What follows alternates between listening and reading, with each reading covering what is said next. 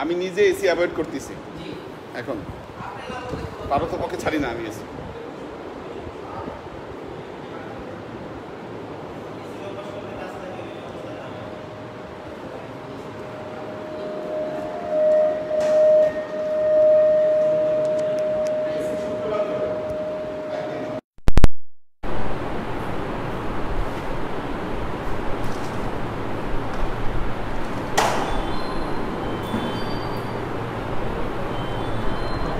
নাহমাদুহু ওয়া নুসাল্লি আলা রাসূলিহিল কারীম, আম্মা বা'দ।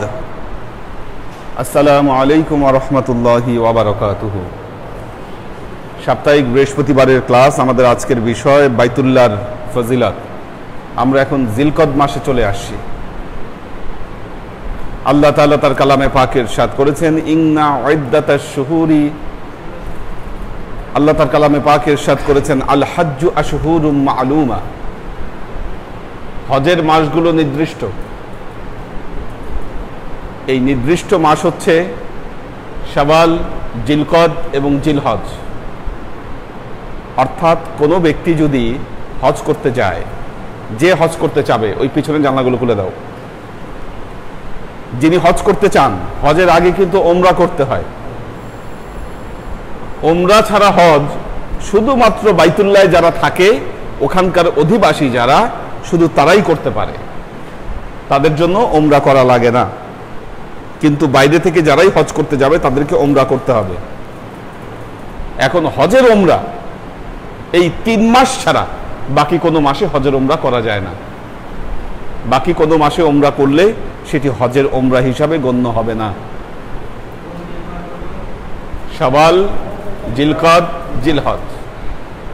এখন আপনি চিন্তা করলেন, আচ্ছা আমি তো হজ করব, আপনি রমজান মাসে চলে গেলেন বাইতুল্লাহ চলে গিয়ে তখন আপনি ওমরা করলেন। ওমরা করে আপনি নিয়াত করলেন যে না ঠিক আছে আমি আসছি, আমি ওমরা করলাম, একেবারে হজ করে আমি ফিরে যাব। হজ হবে না। আপনাকে অবশ্যই মিকাতের বাইরে আসতে হবে।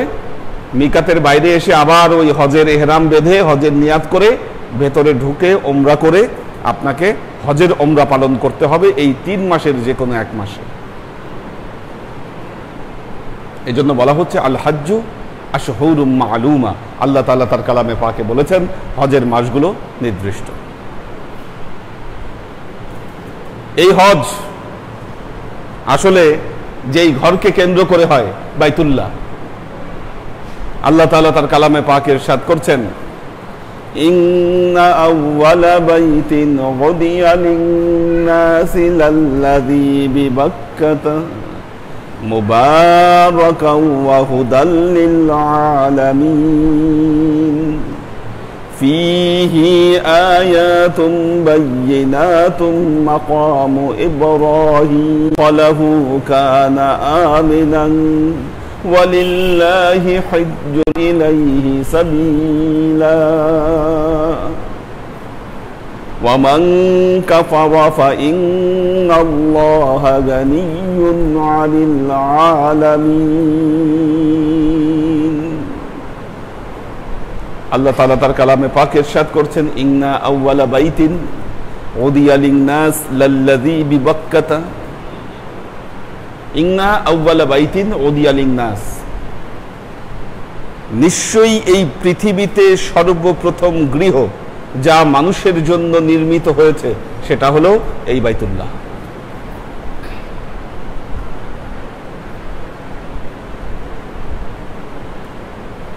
হাদিসের বর্ণনায় আসে, আল্লাহ তাআলা আগে পৃথিবীতে ফেরেশতা পাঠিয়েছেন।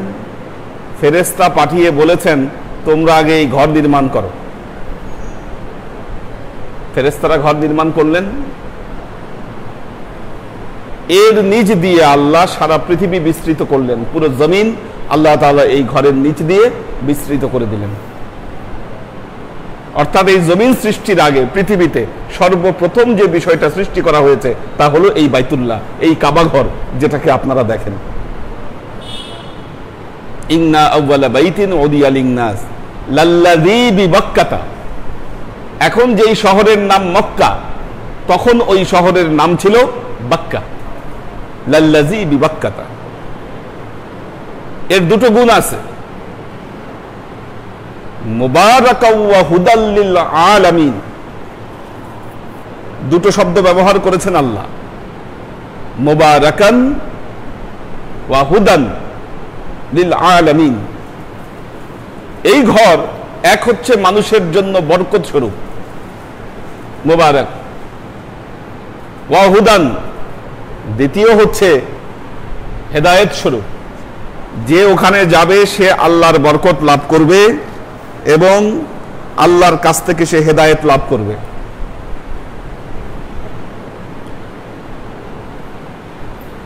বরকত, মুবারাক, বাইতুল্লাহর অনেক বরকত আছে, অনেক বরকত। সুপ্রাচীন কাল থেকে এই বাইতুল্লাহর বরকতের কথা সর্বদিকে প্রচারিত। এই ঘরের একটা আধ্যাত্মিক বরকত আছে।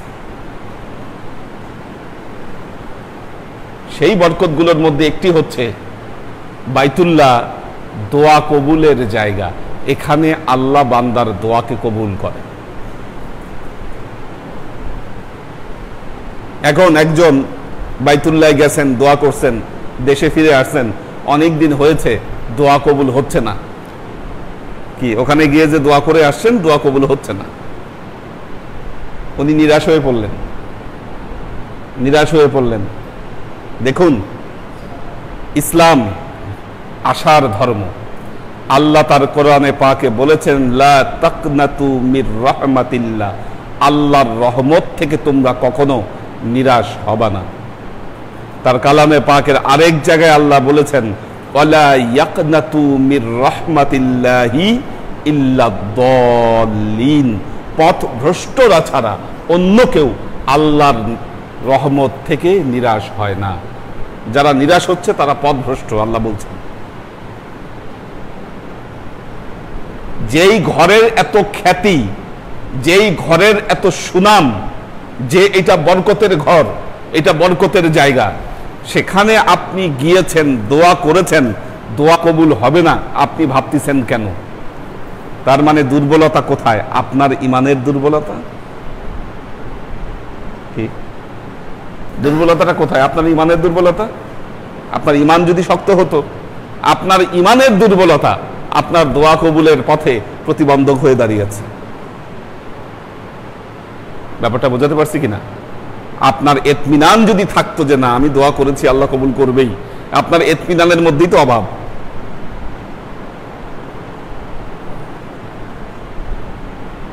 মুবারাকাও ওয়া হুদাল লিল আলামিন, দ্বিতীয় হচ্ছে হেদায়েত স্বরূপ। এই ঘরের মধ্যে একটা আকর্ষণ আছে। এই আকর্ষণ কেন? হযরত ইব্রাহিম আলাইহিস সালাম এই ঘরের জন্য আল্লাহর কাছে দোয়া করেছিলেন।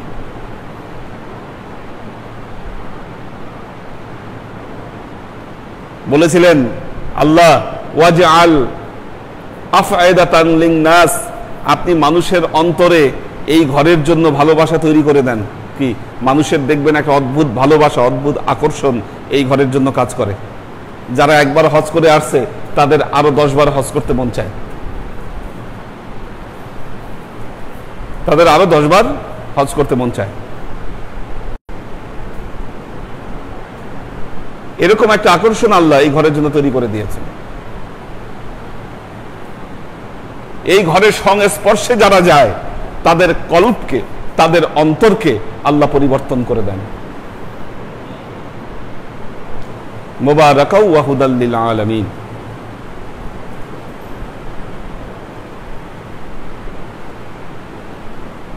আল্লাহর আশিক ও সালেক বৃন্দ, প্রাচীন কালে যখন এই ঘর তোয়াফ করতে বহু মানুষ আসতো, হাজার হাজার মানুষ ছুটে আসতো শুধু এই ঘর তোয়াফ করার জন্য। দেখবেন মিনায় যে একটা মসজিদ আছে, মসজিদে খায়েফ, মসজিদে খায়েফে 150 জন নবী সেইখানে নামাজ পড়েছে। কি হাদিসের বর্ণনায় পাওয়া যাচ্ছে 150 জন নবী মসজিদে খায়েফে নামাজ পড়েছে। তাহলে এখন চিন্তা করেন, 150 জন নবী মসজিদে খায়েফে কেন আসছিল? কেন? তাদের টার্গেট ছিল বাইতুল্লাহ। কি যাদের আসার পথে এই মসজিদে খায়েব পড়েছে তারা ওই জায়গায় নামাজ পড়েছে, কিন্তু টার্গেট ছিল তাদের বাইতুল্লাহ। মানে আল্লাহ পৃথিবীতে যত নবী রাসূল প্রেরণ করেছেন তাদের ম্যাক্সিমামই এই বাইতুল্লাহ এসে তারা ঘুরে গেছেন।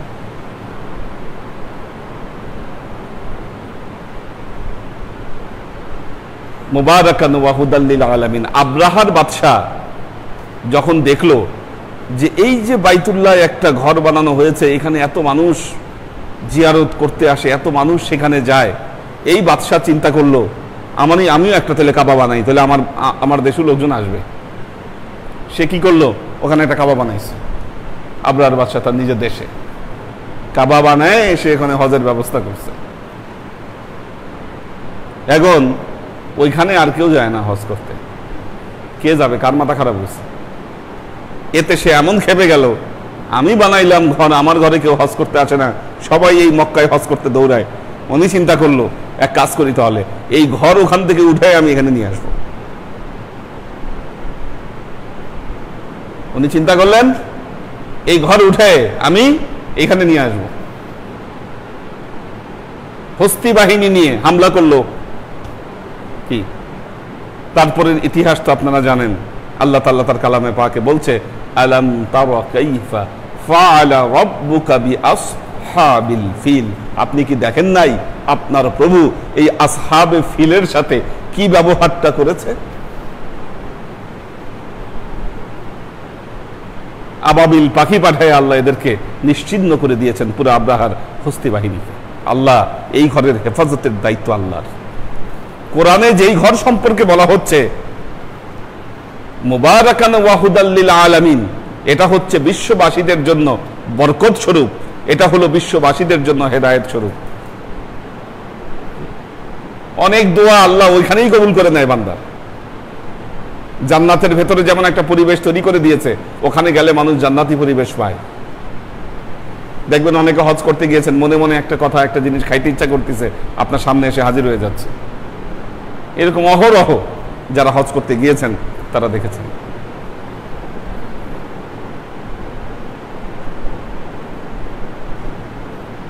আল্লাহর আশিক ও সালেক বৃন্দ, কাজী পৃথিবীর বুকে নির্মিত সর্বপ্রথম গৃহ ছিল এই বাইতুল্লাহ। আল্লাহ প্রথমে এই ঘর ফেরেশতাদেরকে দিয়ে তৈরি করালেন। নূহ আলাইহিস সালামের প্লাবনের সময় এই ঘর নিশ্চিহ্ন হয়ে গেল। কি নূহ আলাইহিস সালামের প্লাবনে যখন সব ধ্বংস হয়ে গেল, এই ঘরও নিশ্চিহ্ন হয়ে গেল। হযরত আদম আলাইহিস সালামকে, হযরত ইব্রাহিম আলাইহিস সালামকে আল্লাহ আবারও নির্দেশ দিলেন, তুমি ইসমাইলকে নিয়ে এই ঘর আবারও পুনর্নির্মাণ করো।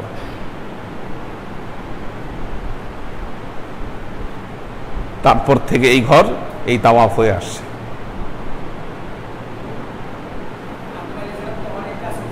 হ্যাঁ, কে? ইব্রাহিম আলাইহিস সালাম। হ্যাঁ, তো উনি এই ঘরকে পুনর্নির্মাণ করেছিলেন। মুবারাকান ওয়া হুদাল লিল আলামিন ফীহি আয়াতুম বায়্যিনাতুম মাকামু ইব্রাহিম। আল্লাহ বলছেন ফীহি আয়াতুম বায়্যিনাতুম মাকামু ইব্রাহিম, এখানে আল্লাহর জ্বলন্ত নিদর্শন রয়েছে। এই নিদর্শনগুলোর মধ্যে একটা নিদর্শন হলো মাকামে ইব্রাহিম। মাকামে ইব্রাহিম হলো একটা পাথর, ওই পাথরের উপর হযরত ইব্রাহিম আলাইহিস সালামের পায়ের ছাপ।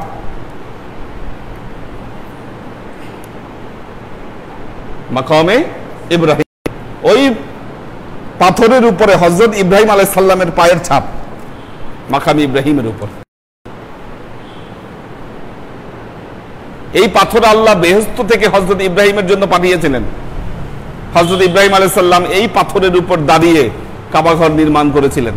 যখন উপরে নির্মাণ করার দরকার হতো পাথর উপরে উঠে যেত, যখন নিচে নির্মাণ করার দরকার হতো পাথর নিচে নেমে আসতো, লিফটের মতো কাজ করত।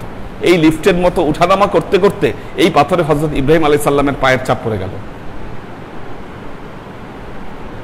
রাসূলুল্লাহ সাল্লাল্লাহু আলাইহি ওয়াসাল্লাম বলেছেন, এই দুটো পাথর, এই মাকামে ইব্রাহিম আর হাজরে আসওয়াদ, দুটো পাথর, এই দুটো পাথরকে আল্লাহ জান্নাত থেকে প্রেরণ করেছিলেন। এই দুটো পাথর যদি তাদের নিজেদের রূপকে প্রকাশ করত, পৃথিবীর পূর্ব থেকে পশ্চিমে সমস্ত দিক আলোকিত হয়ে যেত এই পাথরের আলোর কারণে, যদি এটা এদের আসল রূপ দেখাতো। হাজরে আসওয়াদ এটাও জান্নাত থেকে আসছে, এটাও জান্নাত থেকে আসছে। এই পাথর প্রথমে সাদা ছিল, যারাই এই পাথরে গিয়ে চুমা দেয় তাদের জীবনের সব গুনাহ এই পাথর টেনে নেয়। এই পাথরে চুমা দিলে ওর জীবনের যত গুনাহ আছে এই গুনাহগুলো টেনে পাথর নিয়ে নেয়, শুষে নেয়। গুনাহ শুষতে শুষতে এই সাদা পাথর কালো হয়ে গেছে।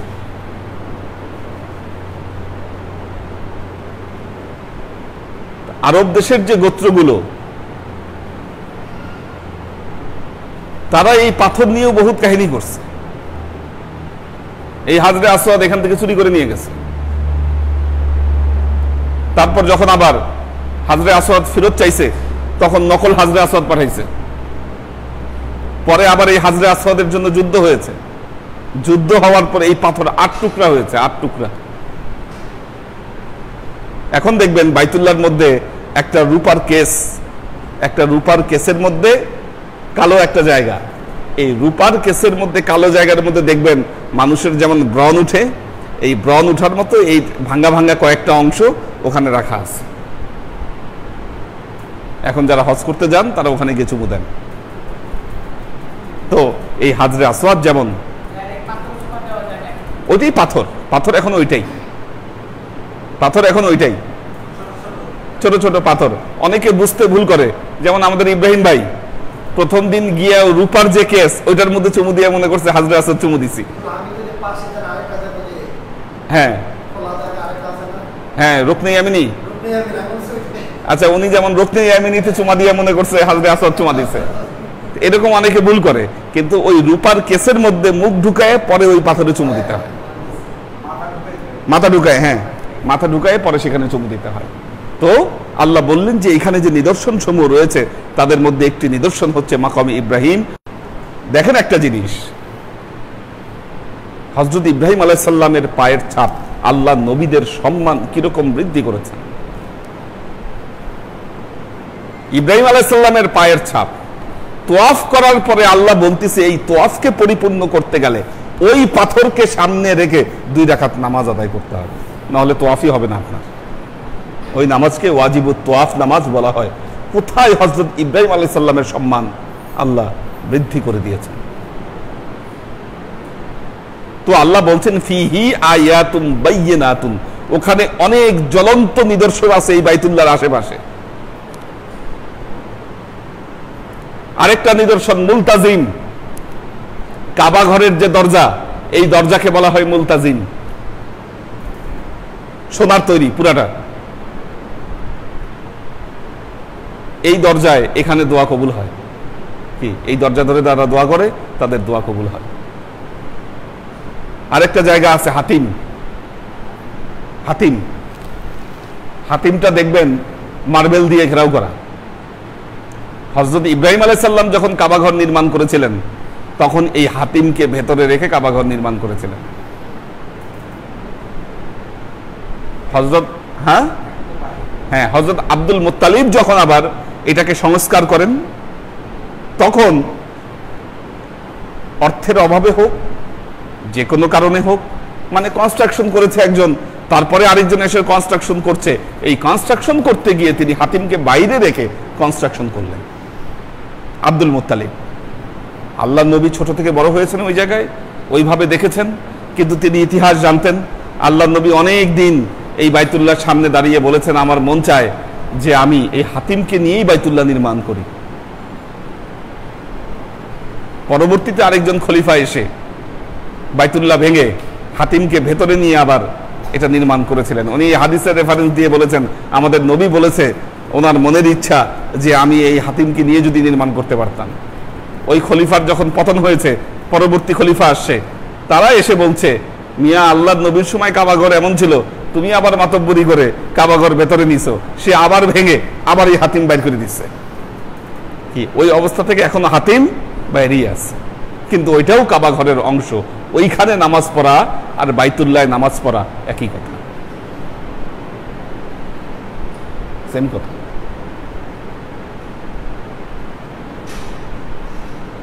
তারপর তো রুকনে ইয়ামিনী আছে সেখানে। আল্লাহ নবী যখন তাওয়াফ করেছেন তখন এই রুকনে ইয়ামিনীও তিনি স্পর্শ করেছেন।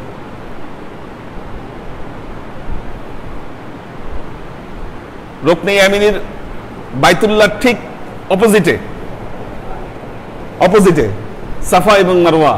কি আল্লাহ তার কালামে পাকে বলছেন, ইন্নাস সাফা ওয়াল মারওয়াতা মিন শাআইরিল্লাহ ফামান হাজ্জাল বাইতা আও ইতামারা ফালা জুনাহা আলাইহি আইয়াতাওয়াফা বিহিমা। আল্লাহ বলছেন ইন্নাস সাফা ওয়াল মারওয়াতা মিন শাআইরিল্লাহ, এই সাফা এবং মারওয়া এটা আল্লাহর জ্বলন্ত নিদর্শন সমূহের মধ্যে দুটো নিদর্শন।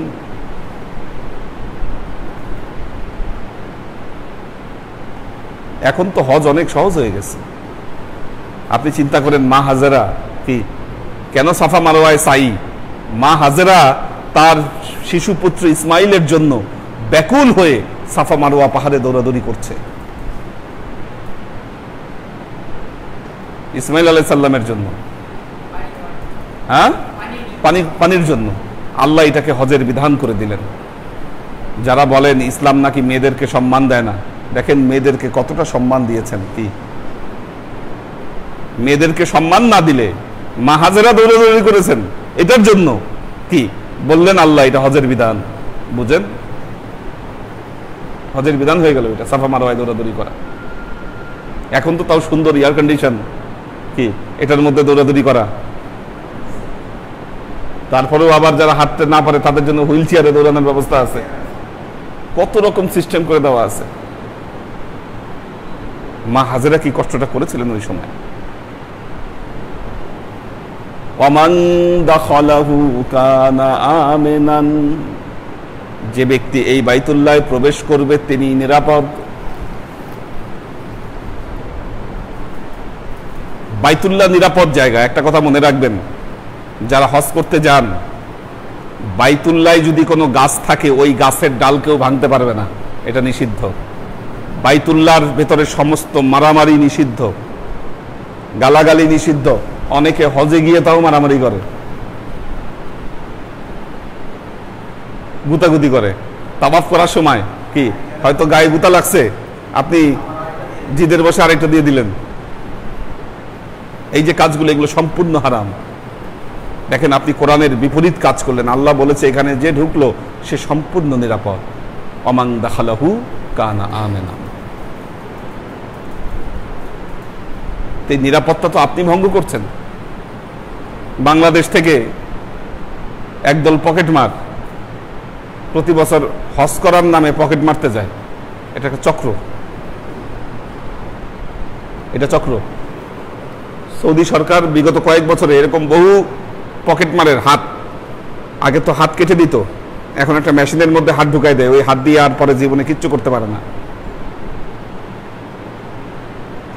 2014-তে আমরা যখন হজে গিয়েছি, বাংলাদেশের এক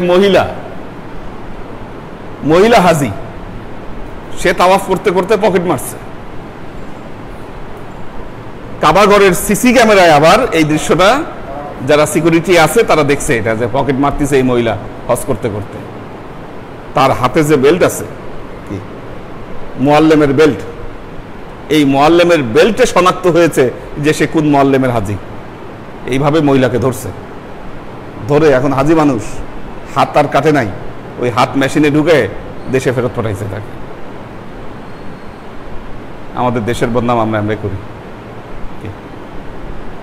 কত মানুষ কত উদ্দেশ্যে যায়। দেখবেন বাইতুল্লাহ বসছেন, এটা বিশেষ করে ইন্ডিয়ান, পাকিস্তান এই দেশের লোকেরা বেশি করে। এসে বলবে ভাই আমি হজ করতে আসছি, সহায় সম্বল সব হারিয়ে ফেলছি, আমরা কিছু সাহায্য করেন। ভিক্ষা করতে গেছে। আল্লাহর আশিক ও সালেক বৃন্দ, এটি নিষিদ্ধ। ওয়ামান দাখালাহু কানা আমিনান ওয়ালিল্লাহি আলান নাসি হজ্জুল বাইতি মান ইসতাতাআ ইলাইহি সাবিলা। আল্লাহ বলছেন ওয়ালিল্লাহি আলান নাসি হজ্জুল বাইতি, প্রত্যেক মানুষের উপরে এই হজ করা, বাইতুল্লাহ জিয়ারত করা কর্তব্য। মান ইসতাতাআ ইলাইহি সাবিলা, যে ব্যক্তিকে আল্লাহ এই ঘর পর্যন্ত যাওয়া এবং ফেরত আসা এই তৌফিক আল্লাহ যাদেরকে দিয়েছেন তাদের উপর হজ করা ফরজ। ইসলামের স্তম্ভ কয়টা? বুনিয়াল ইসলাম আলা খামসিন। প্রথম কি? শাহাদাতুন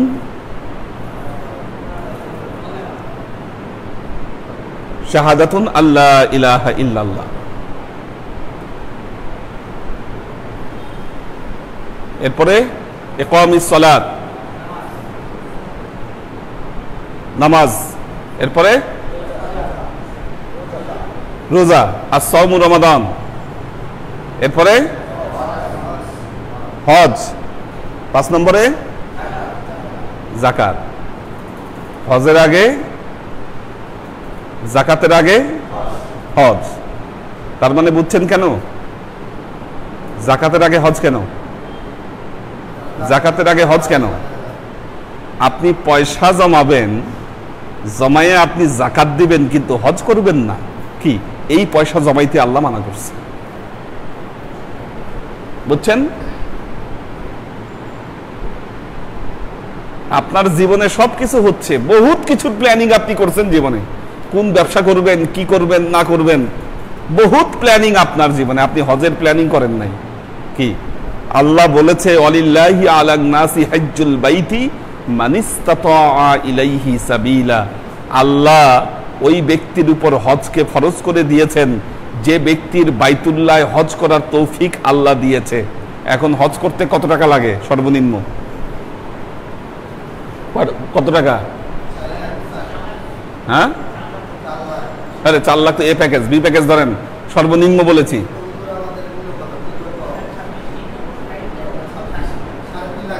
হ্যাঁ, 3.5 লাখ ধরেন, 3.5 লাখ ধরেন।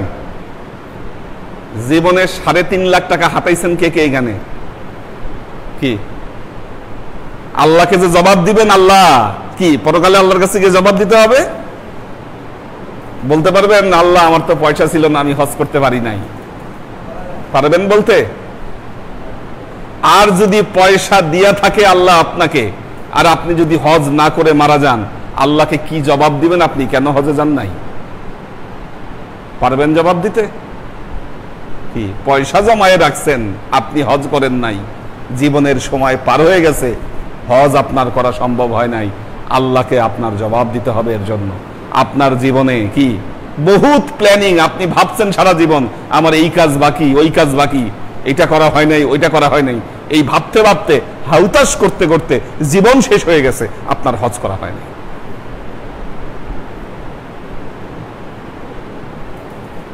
হজ করতে হলে এই মাকসুদ আর সাইমের মতো হজ করতে হবে।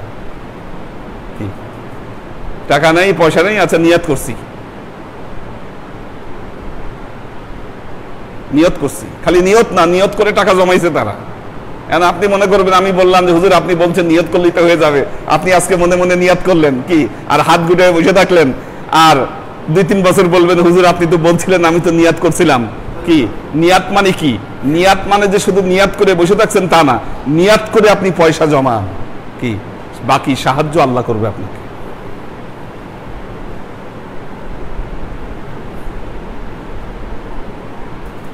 হজ হয় না কেন?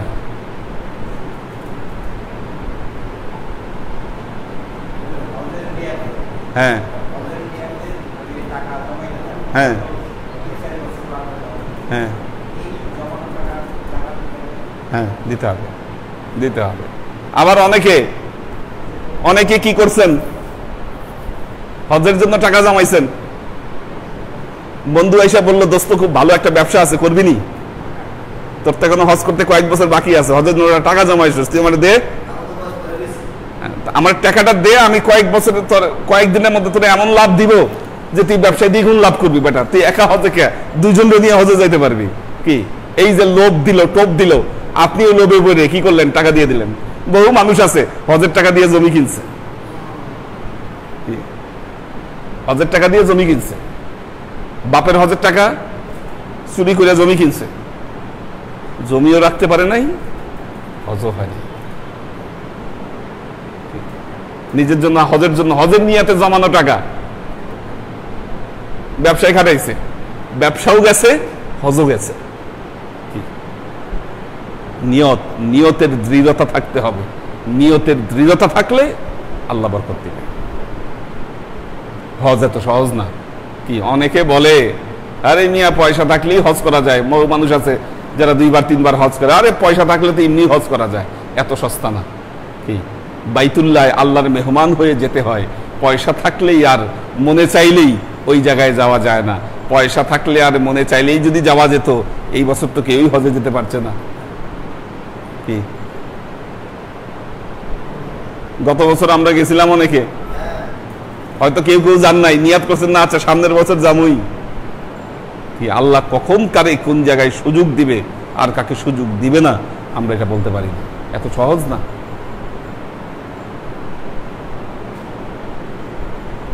ওয়ালিল্লাহি আলান নাসি হজ্জুল বাইতি মান ইসতাতা ইলাইহি সাবিলা।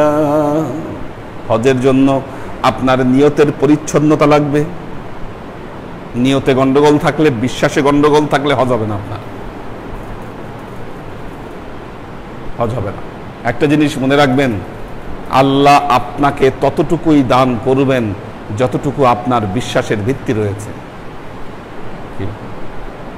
যে কোনো কারণ, কোনো যুক্তি ছাড়া যিনি আল্লাহকে বিশ্বাস করে, আল্লাহ তাকে ওইভাবেই ওই ব্যক্তিকে ওই মর্যাদা দান করে।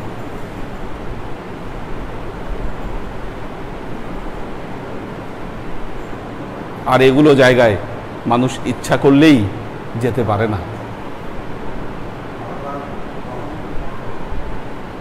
কাজেই আল্লাহর আশেক ও সালেক বৃন্দ অনেকে অনেকে নিয়াত করে রাখছেন, যুবক অনেক টাকার মালিক, ব্যবসায়ী, সে স্বনামধন্য ব্যবসায়ী, মাল্টিমিলিনিয়ার, সে বলতেছে হজ আরো কয়েকদিন পরে করব। কেন ভাই হজ কয়েকদিন পরে করবেন কেন?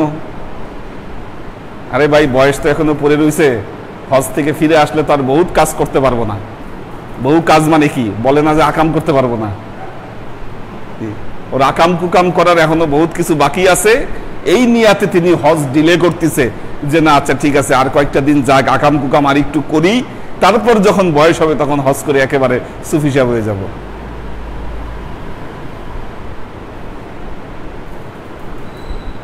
আল্লাহর আশিক ও সালেক বৃন্দ, হজের জন্য আপনার নিয়াত ঠিক থাকতে হবে, আল্লাহ সাহায্য করবে আপনাকে।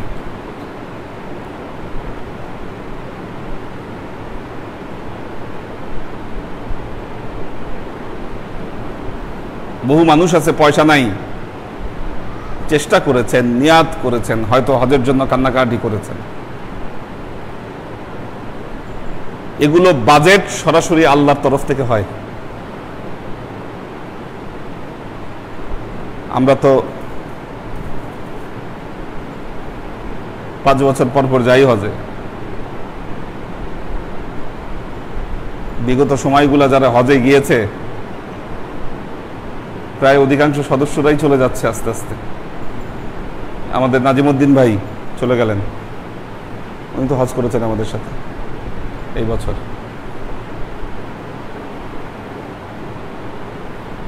এবার ইয়াংদের সংখ্যা একটু বেশি ছিল।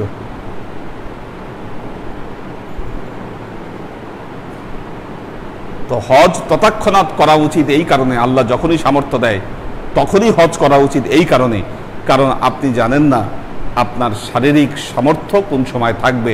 আল্লাহ এখানে বলছেন মানিস্তাতা ইলাইহি সাবিলা, এখানে অর্থনৈতিক এবং শারীরিক এই উভয় সামর্থ্যই এখানকার অন্তর্ভুক্ত। আপনি যদি পরবর্তীতে শারীরিক সামর্থ্যের জন্য হজে যেতে না পারেন, তাহলে যখন আপনার শক্তি ছিল ওই সময় হজ না করার কারণে আপনি আল্লাহর দরবারে গুনাহগার হবেন, আল্লাহর দরবারে প্রশ্নবিদ্ধ হবেন আপনি।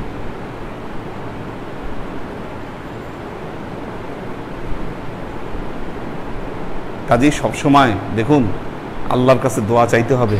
জীবনে তো কত কিছু, কত ধান্দার পিছনে ঘুরতেছেন, কত ধান্দার পিছনে জীবনে ঘুরছেন, হজের পিছনে কয়জন ঘুরছেন? কিন্তু যারা সঠিক নিয়াত নিয়ে হজের জন্য চেষ্টা করবেন, ইনশাআল্লাহ আল্লাহ তাদেরকে বাইতুল্লাহ শরীফ জিয়ারত করবার তৌফিক আল্লাহ তাদেরকে দান করবেন।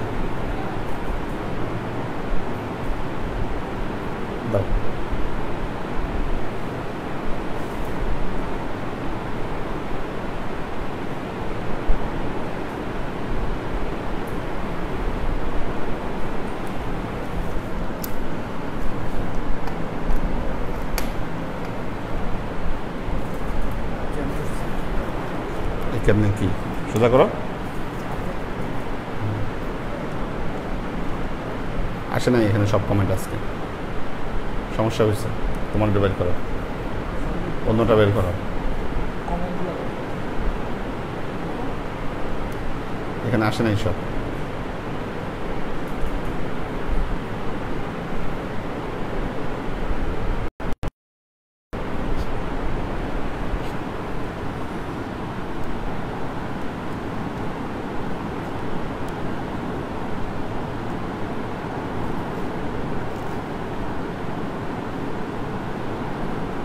আচ্ছা, মোহাম্মদ সাকিবুল্লাহ আশিকি আছেন, ওমর শরীফ, আমাদের মেরিয়াপা সালাম দিয়েছেন, আমরিন শরীফ সবাইকে সালাম দিয়েছেন, সুরভি আক্তার নিপা, আনোয়ারা শরীফ, ফাইম ফাইজুল্লাহ সালাম দিয়েছে, মোহাম্মদ জসিম, তাফসিন হোসাইন, মাকসুদ ওমর সবাইকে সালাম দিয়েছেন, আমিনুল ইসলাম বাপ্পি উপস্থিত আছেন, আমাদের আলী আকবর ভাই আছেন, মহসিন উদ্দিন আছেন, রাবেয়া উমর দোয়া চেয়েছেন, মাকসুদ ওমর পিয়াস দোয়া চেয়েছে, এবাদত হোসেন, আমাদের আব্দুস সাত্তার ভাই সবাইকে সালাম দিয়েছেন, লুনা তাবাসসুম লুবনা সবাইকে সালাম দিয়েছে, দোয়া চেয়েছে, মাহফুজুল হক উজ্জ্বল, আমাদের জেসমিন সবাইকে সালাম দিয়েছে, দোয়া চেয়েছে, ফাইম ফাইজুল্লাহ বলেছে আমার নানা ভাই হাসপাতালে ভর্তি আছেন, তার জন্য দোয়া করবেন। আমাদের দুইজন হাসপাতালে ভর্তি, একজন হচ্ছে ইলিয়াস ভাই, আরেকজন হলো আমাদের মাহিন। হ্যাঁ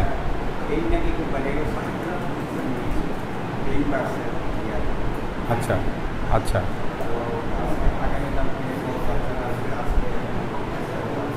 কি আসে নাই বড় ডাক্তার? কি আসে নাই? আচ্ছা, কালকে নইলে ইয়ার জন্য একটা খতম করেন, মাইনের জন্য একটা খতম, জুম্মা, হ্যাঁ মাইনের জন্য একটা খতম করা হোক কালকে। হ্যাঁ, আরিফা শেখ সালাম দিয়েছে, কোহিনুর বেগম সবাইকে সালাম দিয়েছে, 3 লাখ টাকা হলি হজে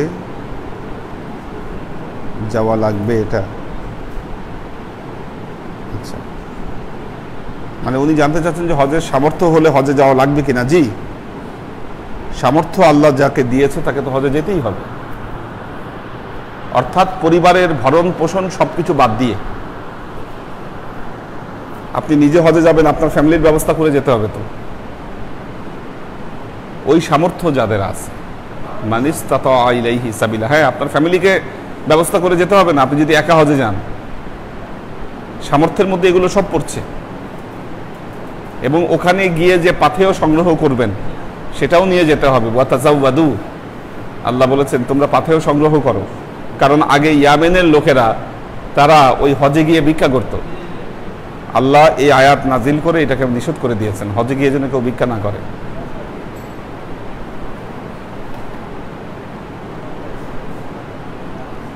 নাসিমুল ইসলাম পটল, মোহাম্মদ হানিফ, সুন্নি মিডিয়া, শাকিরা শারমিন সালাম দিয়েছে। তো যারা অসুস্থ আছেন, আল্লাহ দোয়া করি আল্লাহ যেন সবাইকে সুস্থ করে দেন। আল্লাহ আপ্রাণভাবে দোয়া করবেন যাতে আল্লাহ আমাদের সবাইকে সুস্থ করে দেন। যে একটা অবস্থা আমরা পার করছি, এই অবস্থা যেন অনতি বিলম্বে আল্লাহ আমাদের মধ্যে থেকে দূর করে দেন। খুব খারাপ একটা অবস্থার মধ্যে দিয়ে সবাই যাচ্ছে আসলে। আল্লাহ সবার উপর রহম করুন। যারা সুস্থ আছে তাদেরকে সুস্থ থাকবার তৌফিক আল্লাহ তাআলা দান করুন। আল্লাহুম্মা আমিন।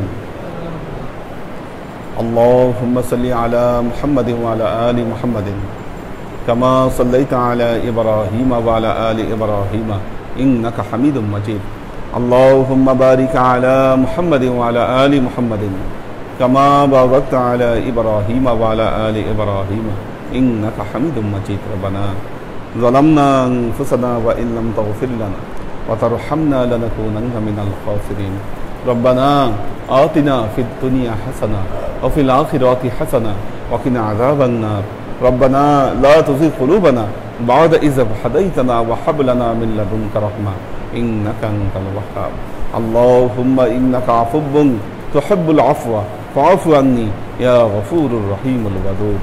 اللهم نور قلوبنا بنور الإيمان ونور قلوبنا بنور الإسلام ونور قلوبنا بنور الإحسان وزين أخلاقنا بنور محمد صلى الله عليه وسلم. اللهم إنا نسألك علما نافعا رزقا واسعا عملا مقبولا شفاء من كل داء قلبا خاشعا ذهنا ذاكرا إيمانا كاملا توبة قبل الموت راحة عند الموت ونجاة بعد الموت. اللهم إنا نسألك رحمتك في كل درجة فلاح في كل أمر ونعوذ بك من الشرك والشك والنفاق والبدعة ومن كل وسوسة الشيطان. يا الله يا رحمن يا مالك, আমরা এতক্ষণ তোমার দরবারে যে সমস্ত আমলকে উপস্থাপন করলাম ত্রুটি মুক্তভাবে, এই আমলগুলোকে তুমি আমাদের তরফ থেকে কবুল করে নাও। তুমি আমলের সাজা আমাদের প্রিয় নবী হযরত মুহাম্মদ মুস্তাফা সাল্লাল্লাহু আলাইহি ওয়াসাল্লামের কাছে পৌঁছে দাও। আল্লাহ আমাদের নবীর পরিবারবর্গের কাছে তুমি এর চাচাকে পৌঁছে দাও। আল্লাহ আমাদের নবীর সাহাবায়ে কেরামের কাছে তুমি এর চাচাকে পৌঁছে দাও। এই দুনিয়ার সমস্ত আম্বিয়ায়ে কেরাম, সাহাবায়ে কেরাম, তাবেঈন, তাবেঈন, ওয়ালি আউলিয়া, গাউস, কুতুব, আমাদের মা বাবা, ভাই বোন, আত্মীয় স্বজন, এই দরবার থেকে যত পীর ভাই বোন চলে গেছে সবার রূহে আল্লাহ তুমি এর চাচাকে পৌঁছে দাও। তুমি তোমার হাবিবের ওসিলায় আমাদের সবাইকে কবুল ও ক্ষমা করে দাও। আমাদের জীবন থেকে সমস্ত অভাব অভিযোগ, বালা মুসিবত, দুঃখ কষ্ট, রোগ শোককে দূরীভূত করে দিয়ে দৃঢ় হস্তে তোমার দ্বীনের খিদমতের তৌফিক তুমি আমাদেরকে দান করো। আজীবন যেন তোমার হেদায়েতের পথে প্রতিষ্ঠিত থাকতে পারি সে তৌফিক তুমি আমাদেরকে দান করো। সুবহান রাব্বিকা রাব্বিল ইজ্জাতি আম্মা ইয়াসিফুন সালামুন আলাল মুরসালিন ওয়ালহামদুলিল্লাহি রাব্বিল আলামিন ওয়াজআল আখিরু কালিমাতিনা ইনদাল মাউত লা ইলাহা ইল্লাল্লাহু মুহাম্মাদুর রাসূলুল্লাহ সাল্লাল্লাহু